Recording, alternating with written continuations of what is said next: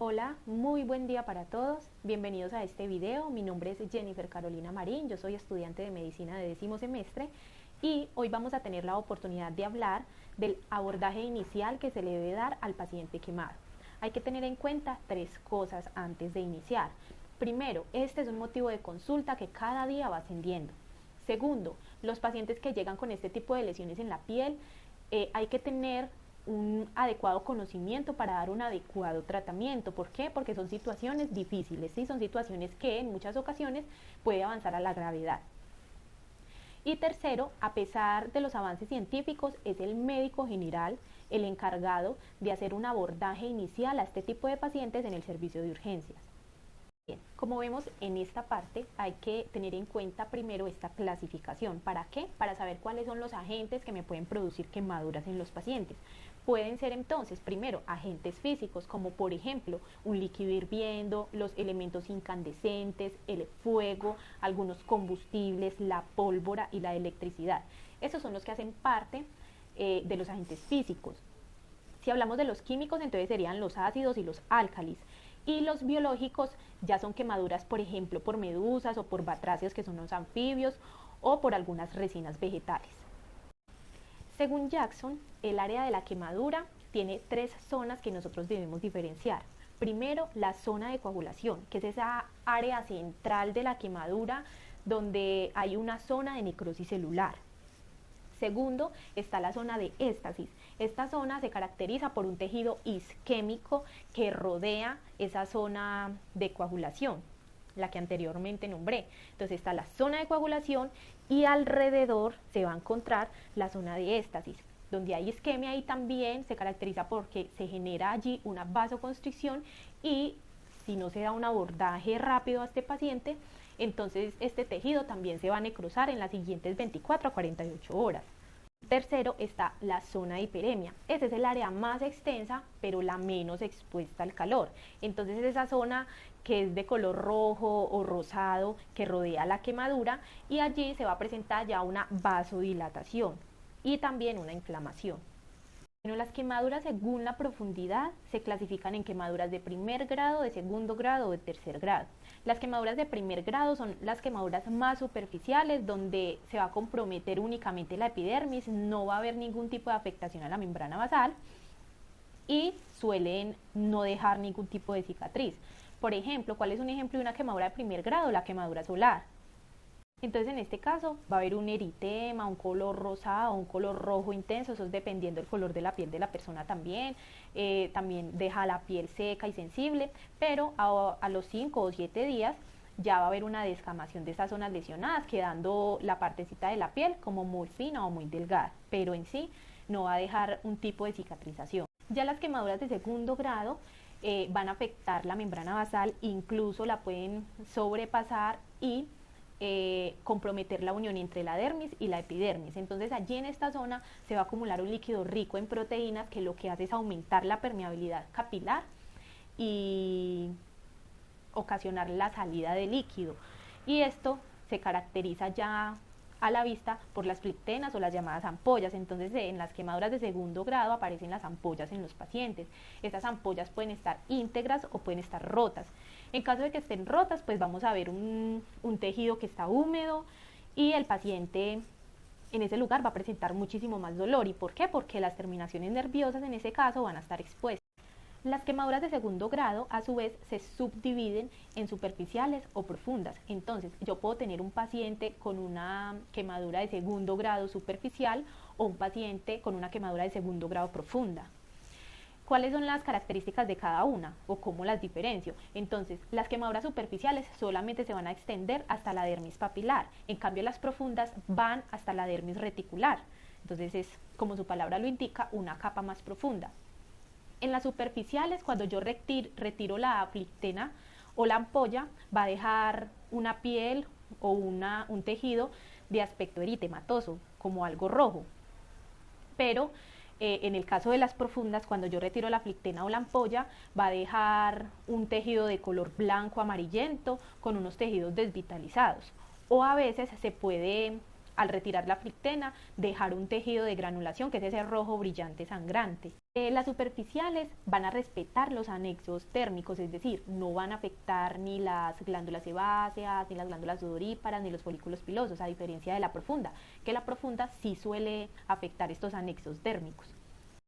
Las quemaduras superficiales, estas se epitelizan espontáneamente por la producción de queratinocitos, en cambio la profunda no tiene esa capacidad de epitelizarse.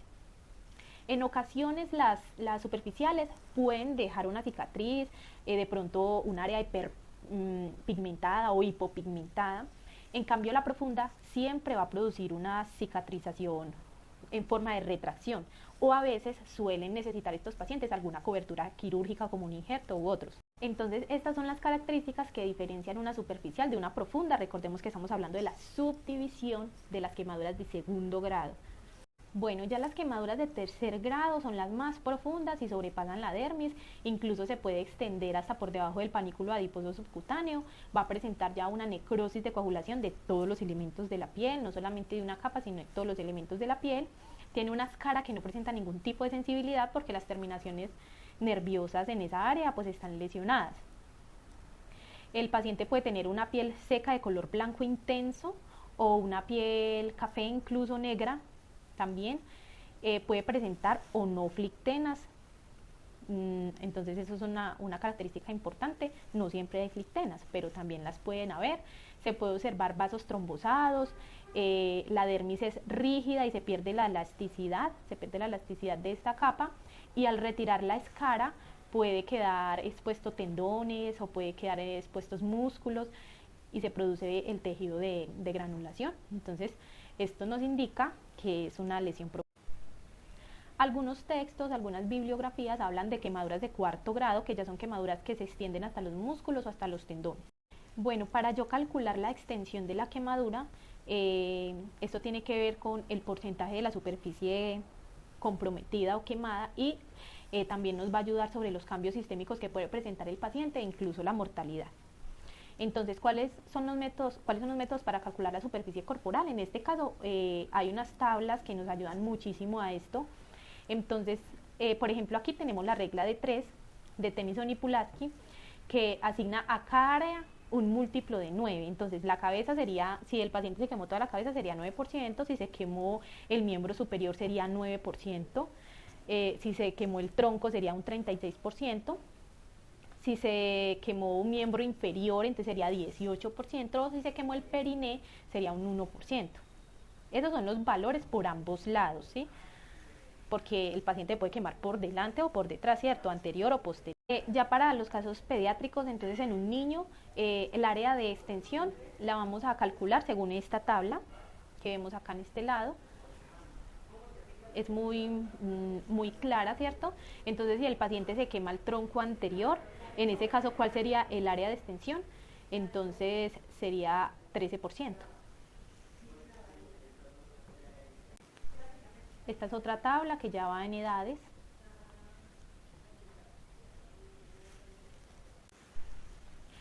Hay algunas zonas del cuerpo que pueden presentar quemaduras que son llamadas áreas especiales. Son llamadas así porque son zonas de difícil manejo, donde hay alta incidencia de complicaciones, son áreas que están asociadas a secuelas estéticas o secuelas funcionales, y son zonas que requieren una atención especializada en muchas ocasiones. Entonces, ¿cuáles son esas zonas? La cara, el cuello, las manos, los pies, el pliegue de flexión, por ejemplo, este es un pliegue de flexión, esta zona de acá, los genitales, el periné y la región perianal.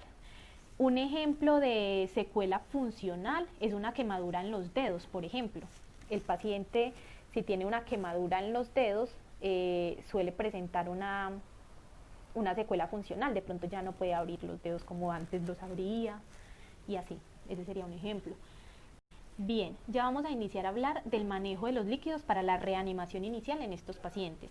¿Por qué estos pacientes necesitan líquidos? Porque ellos tienen pérdida de los mismos. El paciente quemado tiene pérdida de líquidos por diferentes razones. Una de esas razones es porque en casos agudos se pierde agua corporal por evaporación en esas áreas cruentas. Cuando se pierde, por ejemplo, la barrera cutánea, un paciente que tenga una ampolla extensa y esta se rompa, entonces es un área cruenta que está expuesta y el líquido va a salir, el líquido corporal va a salir, por eso esas áreas son húmedas. Por ejemplo, cuando nosotros atendemos al paciente quemado y le quitamos esa área necrótica, esa es una piel expuesta o un área cruenta donde también se va a presentar una pérdida de líquidos. Eso se presenta más o menos 3 o 4 días después de la quemadura. Entonces estos pacientes no son pacientes que se dan de alta y ya porque se ven bien en el momento, no son pacientes que en el momento se ven bien, pero después se van a agravar. Y esa es una de las principales causas. Otra causa por la que se pierden líquidos corporales es el edema del quemado. Entonces los pacientes que tienen este tipo de lesiones van a presentar una liberación de mediadores de respuesta inflamatoria. Esos mediadores van a hacer que se presente el edema allí en el tejido quemado. Por eso es tan importante retirar lo que es el área, la cara necrótica. Si no se retira la cara necrótica, le estamos dando tiempo a los mediadores de respuesta inflamatoria que causen el edema y pérdida de líquido. El edema en ellos también se da por el aumento de la presión hidrostática intravascular, también por la disminución de presión coloidosmótica intravascular porque se pierden las proteínas. Todo esto que traduce que el líquido que está dentro de los vasos se va a salir al espacio intersticial y va a causar el edema.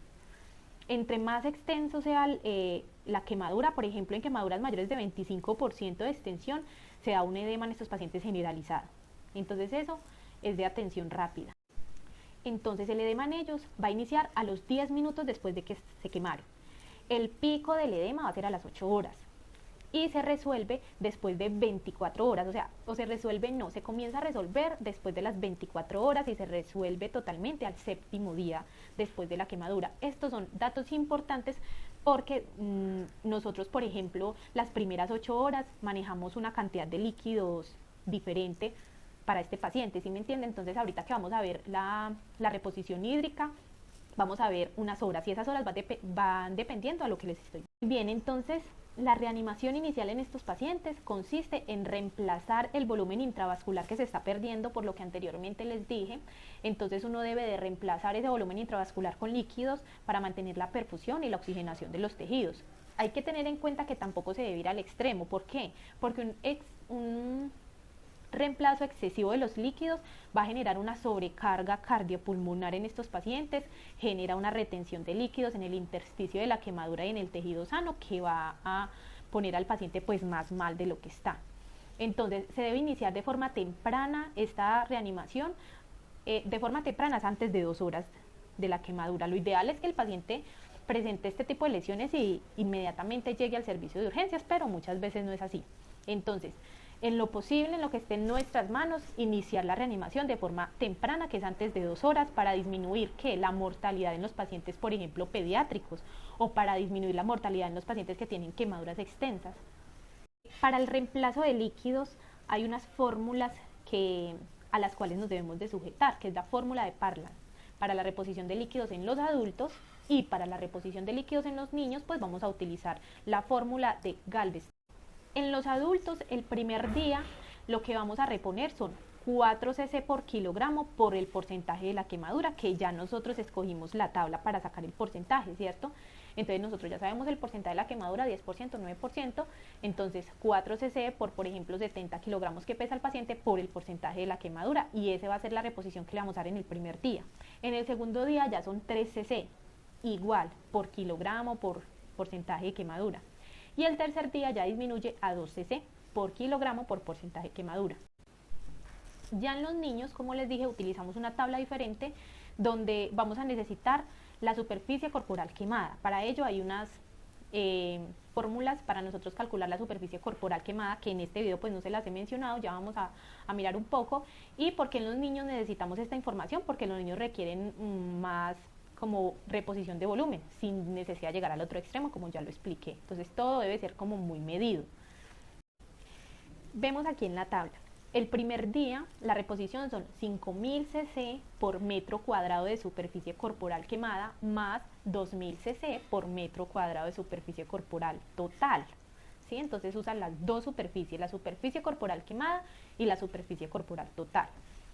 Aquí tenemos la fórmula de Mosteller, con ella vamos a sacar la superficie corporal total.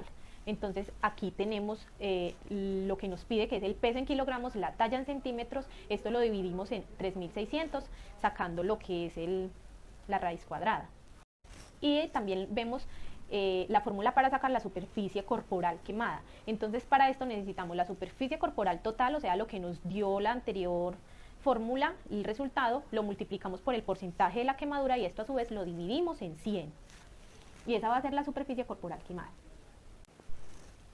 Algo más que hace parte, me devuelvo un segundo a la anterior información que les di sobre la reposición de líquidos, porque olvidé decirles algo muy importante. El edema, el pico máximo del edema es a las 8 horas, se los recuerdo, porque ya habíamos hablado de eso. Por eso, el paciente en el primer día, yo le hago el cálculo con la tabla y el total que me dé, el 50% del total, lo voy a reponer en las primeras 8 horas y el otro 50% en el resto del día, ¿sí? En las siguientes 16 horas. Entonces, para el segundo y el tercer día, ya los líquidos se dividen normal en 24 horas. Podemos hacer un corto ejemplo de una manera rápida para que se pueda entender mucho mejor esto que les acabo de explicar del primer día. Entonces tenemos un paciente de 60 kilos que el porcentaje de quemadura es 9%. Entonces sería 4 cc por, 4 por 60 por 9%, ¿cierto? Entonces eso nos da 2160. Esto lo dividimos en 2, quedaría entonces 1080. ¿Sí? Entonces 1080 en las primeras 8 horas y en las siguientes 16 horas sería el otro 1080. Para que quede más claro aún, ese 1080 yo lo voy a dividir en 8, ¿cierto? Para dar unas órdenes adecuadas, eso con el fin de dar unas órdenes adecuadas. Entonces, 1080 dividido 8 sería 135, entonces la orden quedaría dar 135 cc hora durante las primeras 8 horas y 135 cc hora en las siguientes 16 horas. Bueno, espero que haya quedado lo más claro posible. Para el segundo día y el tercer día ya los líquidos van a ser en las 24 horas. Hay algunos pacientes que requieren más de este volumen que ya hemos calculado. Hay unos pacientes especiales, todo en la medicina es así, ¿cierto? Todos los pacientes son diferentes y las situaciones son diferentes. Entonces, un paciente que tenga una quemadura por inhalación necesita más líquidos de los normales o de los calculados, como lo enseñé anteriormente. Los pacientes también que tienen un inicio de la reanimación en forma tardía también requieren más volumen de líquido, ¿cierto? Esto es lo ideal. Lo que acabamos de mirar es lo ideal. Un paciente que se quemó inmediatamente consultó, pero pues muchas veces no es así. A veces porque el paciente no consulta rápido o espera en la casa, o otras veces porque el paciente no tiene la economía o vive muy lejos. Entonces, los pacientes que tienen inicio de reanimación en forma tardía necesitan más líquidos, los pacientes que tienen quemaduras eléctricas extensas, los pacientes que usan manitol o los pacientes que tienen antecedentes de terapia crónica con diuréticos. En ellos también vamos a necesitar una reanimación con líquidos más abundantes. Se aumenta el volumen de los líquidos. ¿Hasta cuánto? Hasta que el paciente tenga una diuresis adecuada. ¿Cuál es el líquido que vamos a utilizar en los pacientes? Primero que todo, aclaro que no hay un líquido ideal para todos los pacientes, eso es dependiendo de las situaciones, pero sí se recomienda que se utilicen cristaloides isotónicos. En caso de que el paciente llegue con una quemadura aguda extensa, podemos poner lactato de Ringer, que es el más isotónico, aunque hay que tener en cuenta, porque si se administran grandes cantidades puede ocasionar una hipoproteinemia y esto puede agravar más el edema del quemado y el paciente se nos va a descontrolar. En el caso de los coloides, se pueden administrar en casos especiales, cuidando también de no provocar una sobrecarga cardiovascular. Y en el caso de la albúmina, solamente lo va a utilizar el especialista, se lo dejamos. Hasta aquí ya llevamos un manejo en cuanto a líquidos en el paciente hasta el tercer día. ¿Qué pasa después de este día? Después de las 36 horas yo ya espero que el paciente tenga una estabilidad hemodinámica, los mediadores de respuesta inflamatoria ya comienzan a desaparecer, también el líquido que está a nivel intracelular comienza a pasar hacia la zona intravascular. Entonces todo esto está involucrado en esa estabilidad hemodinámica del paciente nuevamente. ¿Qué pasa con las áreas cruentas? Porque yo ya quité las áreas necróticas. Esas áreas cruentas que quedan comienzan a evaporar el agua. Allí se comienza a evaporar, por eso el paciente después del tercer día debe recibir líquidos basales y un aporte adicional por esa evaporación. Los líquidos basales en estos pacientes después del tercer día van a ser 1500 cc por metro cuadrado de superficie corporal total. Y los líquidos adicionales que se le ponen a causa de la evaporación son en niños 35 más el porcentaje de la quemadura por la superficie corporal total por 24, porque es un mantenimiento de líquidos que yo voy a dar durante 24 horas. Y en los adultos ya es 25 más el porcentaje de la quemadura. Bueno, aquí tenemos la fórmula. Esta es la fórmula y nos va a dar cuánto líquido debo de poner para el mantenimiento del paciente después del tercer día. Recordando que estamos poniendo líquidos basales y líquidos adicionales. Estos pacientes requieren un manejo multidisciplinario, entonces el paciente quemado debe ser evaluado por un pediatra en caso de que sea un niño o un internista. La segunda parte del abordaje inicial del paciente quemado es el manejo local de la quemadura. Este manejo se va a realizar cuando el paciente ya esté hemodinámicamente estable y se hace en el área quirúrgica estéril y ya todos los cuidados que se deben de tener en cuenta allí. ¿Cuáles son los objetivos de este manejo local? Primero, controlar la infección. ¿Por qué? Porque las áreas quemadas se van a colonizar muy fácilmente en las primeras horas. Frecuentemente se han encontrado bacterias gram positivas. El segundo objetivo es controlar el dolor. Como ya lo había dicho, las terminaciones nerviosas van a quedar expuestas, por ejemplo, en las quemaduras de segundo grado. Y el roce o la desecación le va a producir mucho dolor al paciente. Y el último objetivo será favorecer la epitelización. ¿Cómo logramos este objetivo? Dando al tejido quemado y vital una perfusión adecuada y libre de infección. ¿Para qué? Para uno mantener la replicación celular que va a llevar después a una epitelización espontánea. ¿Cuáles son las medidas tempranas que debemos tener en cuenta en cuanto al manejo local? Primero se le debe preguntar al paciente o a sus acudientes acompañantes si de pronto se aplicó alguna sustancia casera como clara de huevo, café, telaraña, muchas cosas. ¿Por qué? Porque esto a veces empeora el pronóstico, porque genera un mayor trauma en el área quemada. Algunas bibliografías nos indican que podemos poner agua fría los primeros 30 minutos. ¿Por qué? Porque es una de las mejores medidas para disminuir la magnitud de la quemadura. El uso de agua fría o de compresas frías también nos va a ayudar a generar una vasoconstricción para que se mantenga el 70% del flujo sanguíneo en el área quemada. En quemaduras de más de 20% en la superficie corporal y más que todo en niños, se recomienda hacer un lavado agudo, sin compresas y obviamente secar para evitar una hipotermia. Como tal, esas son las medidas tempranas del manejo local. En cuanto al desbridamiento, tener en cuenta que lo primero que se va a hacer o lo primero que se debe de hacer es romper las flictenas o las ampollas para evitar así que ese tejido desvitalizado o la exposición al medio ambiente genere una infección en la quemadura e incluso una quemadura más profunda. El desbridamiento temprano va a favorecer también la cicatrización, como ya lo dije, disminuye el riesgo de infección y disminuye a su vez también una sepsis. Estos son los pasos para la curación inicial. Entonces, primero que todo, vamos a hacer un lavado con solución salina abundante, tibia, y vamos a lavar también con jabón quirúrgico. Después se deben de rasurar las áreas pilosas quemadas. Seguimos con el desbridamiento total de las flictenas, cambiamos nuestros guantes, hacemos un nuevo lavado abundante en las áreas cruentas con solución salina nuevamente y jabón quirúrgico. Se debe de hacer un secado de las zonas desbridadas. Ese secado hay que tener en cuenta que no es un secado con fricción, un secado así, no, sino que es más bien un secado así que no le genere pues al paciente mayor dolor y que nosotros tampoco vamos a aportar para que la lesión sea más grave. Y por último se deben de aplicar tópicos según el esquema de curación, porque hay dos tipos de curaciones, una curación expuesta o una curación oclusiva. Ya ahorita sería pues uno de nuestros últimos temas, mirar cuál es la curación con un método expuesto y una curación con un método oclusivo. A continuación voy a mencionar algunos tópicos de uso frecuente en este tipo de pacientes, como lo son la rifampicina, el mercurocromo, aunque hay que tener precaución con el mercurocromo en caso de usarlo en una quemadura extensa porque puede provocar toxicidad renal o irritaciones cutáneas en caso de que se tenga que dejar por tiempo prolongado allí. La nitrofurazona, el petrolatum, que es la vaselina, la sulfadiazina de plata también, el nitrato de plata, aunque casi no se usa por sus diversos y múltiples efectos secundarios. La gentamicina es otro de estos tópicos, la solución de Dakin que se utiliza en esas quemaduras que ya están infectadas. ¿Cuáles son los métodos de curación? Anteriormente los mencioné, el método expuesto y el método oclusivo.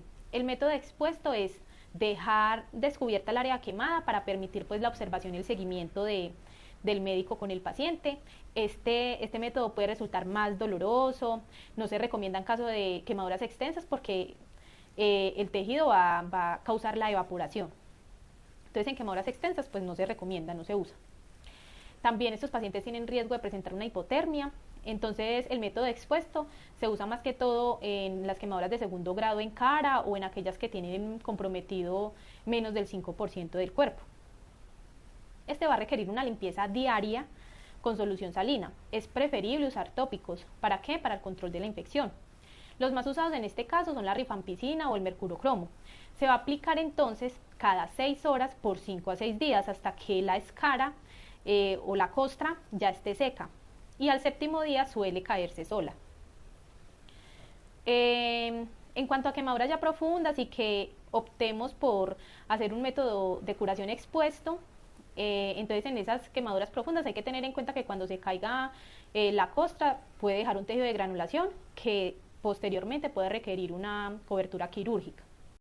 El otro método es el método oclusivo. Este es el más utilizado en quemaduras extensas, es también usado en quemaduras de segundo grado. Tiene ventajas que el paciente pues tiene poco riesgo de presentar una infección, no hay el riesgo de evaporación o de una hipotermia y el dolor también en estos pacientes suele ser más reducido. Después del desbridamiento, entonces, este es el método oclusivo. Después del desbridamiento vamos a poner una cobertura más un tópico más un apósito absorbente para mantener el área seca. Se puede o se debe vendar, porque incluso de eso se trata, se debe vendar pero sin hacer compresión.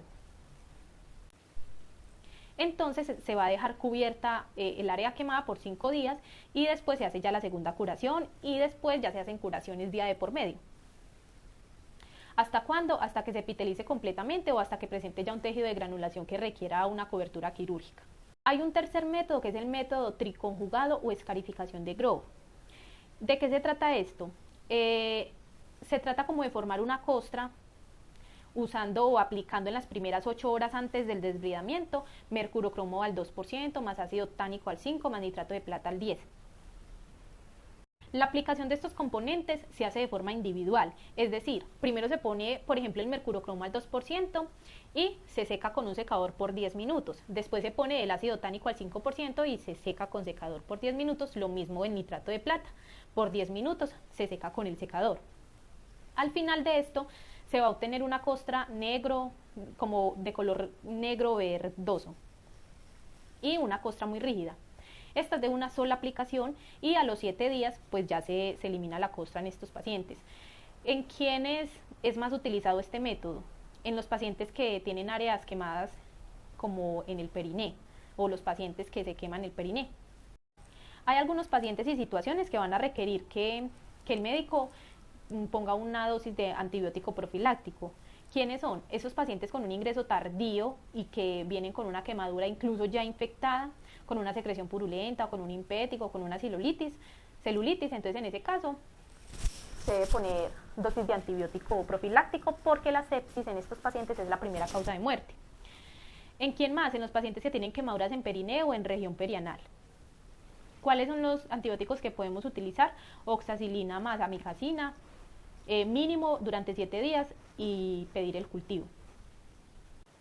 Hay que tener en cuenta que también es muy importante el lavado de manos antes de tocar al paciente. Esa es la medida más importante para prevenir la infección en ellos. Hay que tener cuidado con vías venosas periféricas, el catéter central, sonda vesical, tubo orotraqueal, traqueostomía, porque todos estos pueden ser causantes de infección. Recuerdan que les hablé sobre algunas áreas especiales. En ellas hay manejos también adicionales. Por ejemplo, en las quemaduras que se dan en pliegues de flexión, se debe manejar con método oclusivo y poner una gasa lubricada que impida el contacto entre las dos superficies, ¿sí? Para que el paciente pues no vaya a cicatrizar de una forma que le afecte su funcionalidad. Y colocar siempre férulas para la extensión completa del pliegue. En el caso ya de quemaduras de manos, entonces se debe de poner una férula y el paciente debe adoptar una posición funcional, que es pues la que vemos aquí en la imagen. En caso de pacientes con quemaduras en periné, se debe de hacer entonces curaciones diarias o día de por medio. Al ingreso, estos pacientes requieren una sonda vesical. ¿Todos para qué? Para evitar el contacto de la quemadura con la orina. Eh, en cuanto a las quemaduras ya circulares, hay que tener en cuenta, como ya lo dije, el riesgo de un síndrome compartimental y más en estas que son de tercer grado. La presencia de pulsos no descarta el síndrome compartimental, debemos de estar muy pendientes de eso. Hay que tener en cuenta que la presión normal de un compartimento es de 0 a 8 milímetros de mercurio. Ya las parestesias inician cuando se presentan presiones de 20 a 30 milímetros de mercurio. Cuando hay 30 milímetros ya se debe de considerar un síndrome compartimental y en ese caso, en esos pacientes se debe hacer una escarotomía, una escarectomía o una fasciotomía, que estos ya hacen parte como tal de los procedimientos quirúrgicos de los pacientes quemados. Entonces, hay procedimientos de limpieza, que son los que ya mencioné, o procedimientos de cobertura, como son los injertos o los colgajos, que pues ya es un tema muchísimo más extenso y diferente. En caso de los pacientes que vienen con quemaduras químicas, el manejo inicial es poner el tejido en el chorro del agua prácticamente. Entonces un lavado abundante para disminuir la concentración de la sustancia que provocó la quemadura, se pone el tejido en el chorro del agua más o menos por 30 minutos. Después de esto ya se debe neutralizar el pH de la piel, entonces si es por químicos ácidos, entonces con bicarbonato de sodio, y si es por álcalis, con ácido acético. Hay que tener muchísima precaución porque si se aplica alguno de estos neutralizadores, ¿sí? Si se aplica alguno de estos habiendo todavía sustancia en la piel, esto puede aumentar la magnitud de la quemadura. En caso de un paciente que llegue quemado por pólvora, en ese caso se debe hacer una limpieza de la zona hasta retirar todo el material. Se puede hacer con gasa y preferiblemente pues bajo anestesia local o general según la extensión, y esto ya es lo que llamamos nosotros la dermoabrasión. Retiramos todo el material que se encuentra. Y ese ya es como tal el manejo en este tipo de pacientes. Hay muchas otras circunstancias especiales, como por ejemplo los pacientes con quemaduras eléctricas, pero pues este ya tiene unas fases y cada una de ellas tiene un tratamiento diferente y es un tema pues que puede ser tratado en otro video. Así que hasta aquí llega este tema del abordaje inicial del paciente quemado.